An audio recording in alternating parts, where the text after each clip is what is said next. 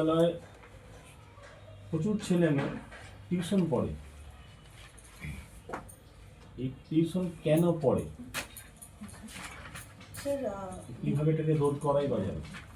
Sir যদি বিদ্যালয়ের শিক্ষক মহাশয়রা খুব দায়িত্ব সহকারে এবং খুব যত্ন সহকারে তাদেরকে পড়াশোনা করান, তাহলে আমার মনে হয় না যে তাদের আলাদা করে গৃহ শিক্ষকের বা শিক্ষিকার দরকার রয়েছে।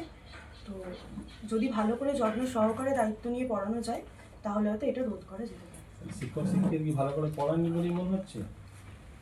হ্যাঁ স্যার, পড়ান তো, কিন্তু তাই বলছেন আপনি? স্যার পড়ান,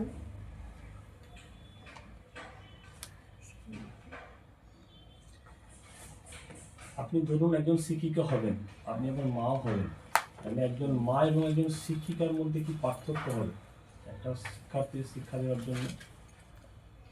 স্যার একজন শিক্ষক বা শিক্ষিকাও তো তার মানে ছাত্রছাত্রীদেরকে স্নেহের সাথে শিশু হিসাবেই যেভাবে আচরণ করেন এবং তাদেরকে পড়াশোনা করান খুব যত্ন নিয়ে, এবং মাও সেইভাবেই করেন। কিন্তু একজন শিশুরা যেভাবে যতক্ষণ বাড়িতে থাকে আর যতক্ষণ বিদ্যালয়ে থাকে তার সময়ের পার্থক্যটা অনেক কম বেশি থাকে। তো আমি মানে আমার মা হিসাবে আমার শিশুকে যেভাবে দায়িত্ব নিয়ে মানুষ করব, এবং আমি সেভাবে আগামী শিক্ষিকা হিসাবেও আমার ছাত্রছাত্রীদেরকে সেভাবে স্নেহ চোখেই দেখব।